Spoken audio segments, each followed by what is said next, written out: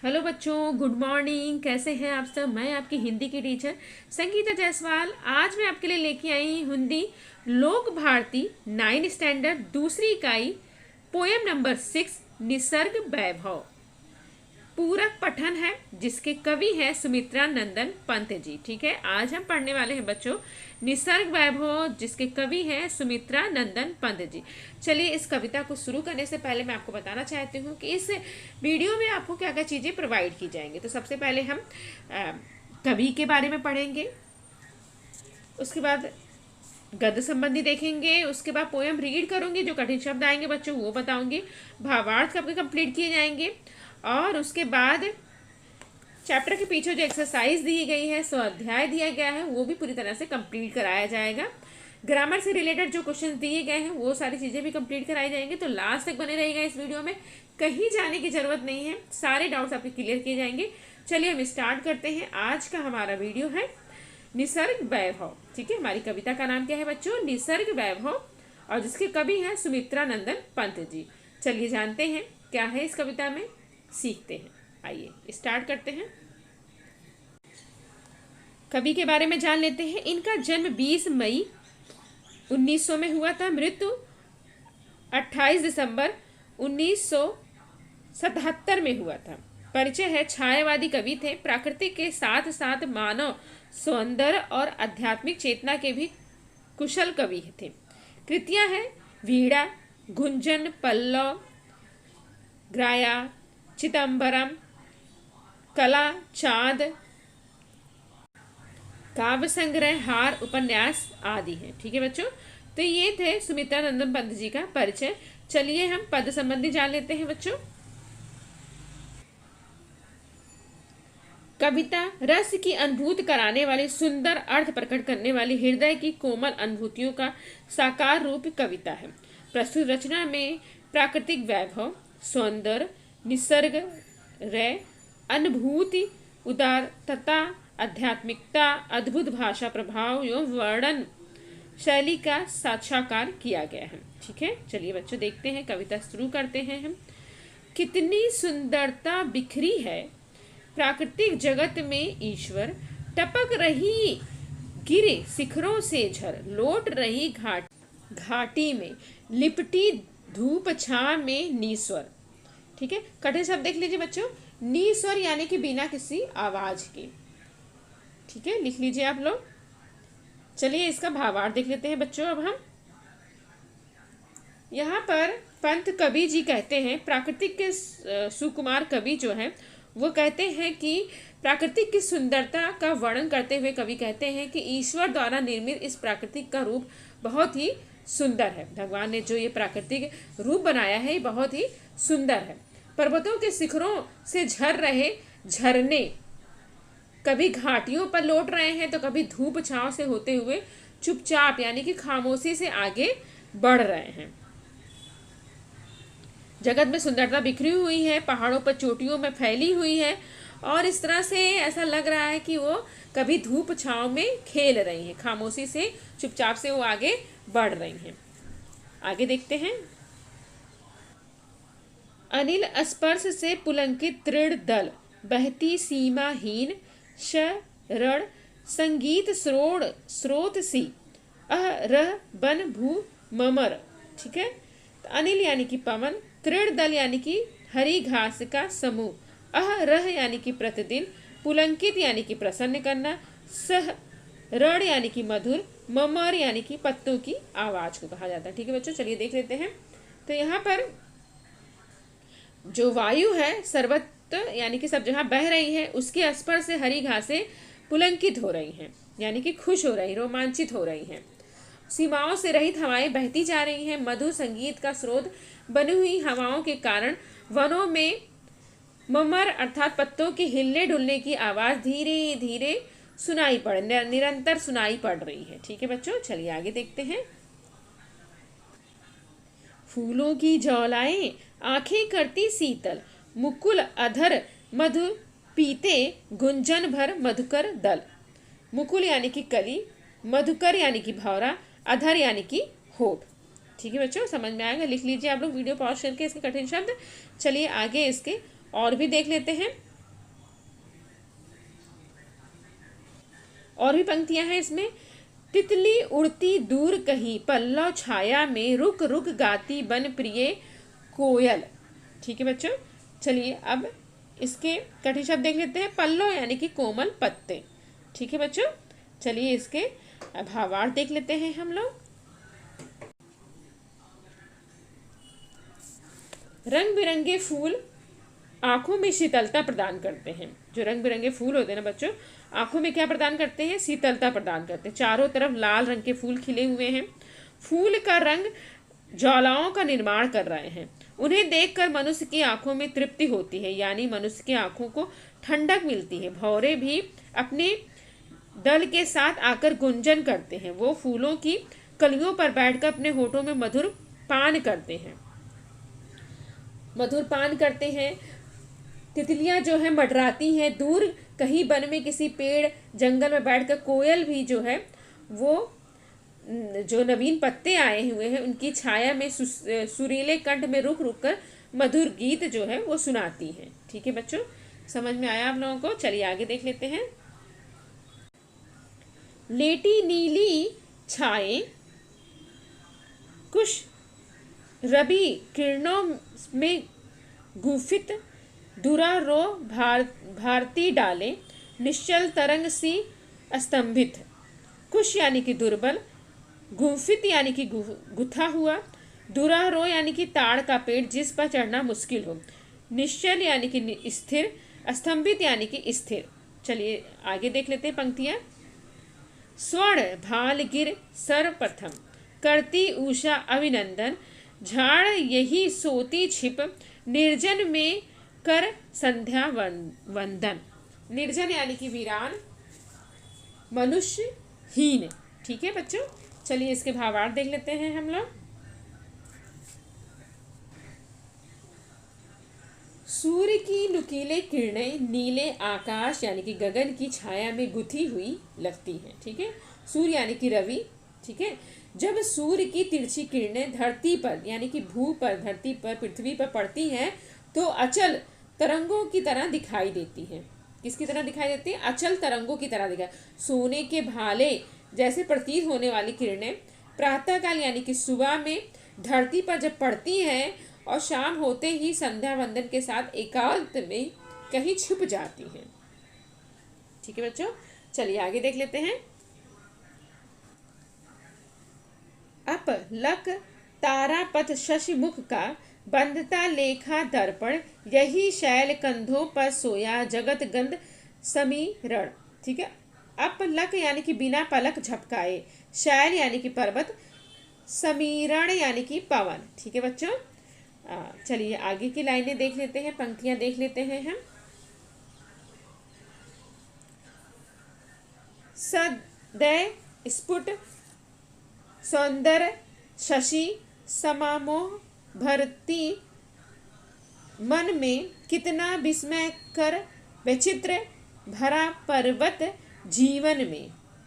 समामोहन, सम्मोहन यानी कि मोहित करने वाला, विस्मय कर यानी कि आश्चर्यजनक, विचित्र यानी कि अनोखापन। ठीक है बच्चों, चलिए इसके भावार्थ हम देख लेते हैं। कवि पंत जी कहते हैं कि संध्या के बाद रात्रि का समय शुरू हो जाता है। आसमान में बिना पलक झपकाए अखंड तारे दिखाई देते हैं। उनके साथ चंद्रमा भी आसमान में आ जाता है। उस पूर्ण रूप में आसमान में बहुत से तारे दिखाई देते हैं। ऐसा लगता है कि मानो वह एक दर्पण है जिसमें असंख्य तारे अपने आप को निहार रहे हो। रात्रि के समय पर्वतों पर बहने वाली हवा भी पर्वतों के कंधों पर सो रही हो, ऐसा प्रतीत होता है। ठीक है बच्चों, आगे की देख लेते हैं भावार्थ। खग चगते फल, कुतर रही गिरहरियां कोपल, वन पशु सब लगते प्रसन्न, परिचित मरकत आंगन में। मरकत यानी कि पन्ना, एक रत्न। ठीक है, चलिए आगे देख लेते हैं इसका भावार्थ हम लोग। पर्वतों पर दिखाई देने वाली यह प्राकृतिक सुषमा सभी को सम्मोहित कर देती है। सचमुच पर्वत जीवन में अद्भुत एक अनोखा विस्मय भरा पड़ा हुआ है। रात्रि के पश्चात फिर से सवेरा हो जाता है। पक्षी फल चखना शुरू कर देते हैं। गिलहरियां नए पत्तों को कुतरना शुरू कर देती हैं। धरती रूपी रथ में सभी वन पशु प्रसन्न दिखाई देने लगते हैं। ठीक है बच्चों, चलिए आगे देख लेते हैं। स्वाभाविक यदि मुझे याद आता ईश्वर इस क्षण में, जड़ जग इतना सुंदर जब चेतन जग में क्या कारण, रहता रह जो विषण जीवन मन का संघर्ष। रह यानी कि प्रतिदिन, विषण यानी कि चिंतित, संघर्षण यानी कि स्पर्धा। ठीक है बच्चों, चलिए इसका देख लेते हैं।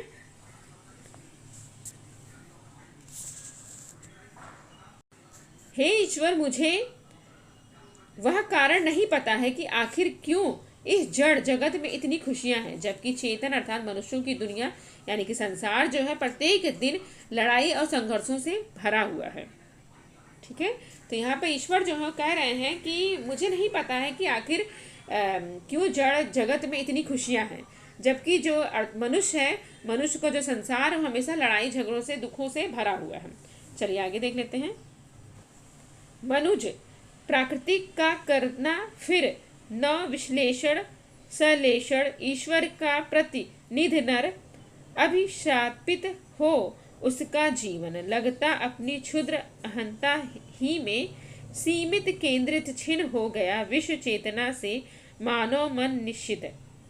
मनुज यानी कि मनुष्य, विश्लेषण यानी कि पृथक करना, श्लेषण यानी कि मिलाना, अभिशासित यानी कि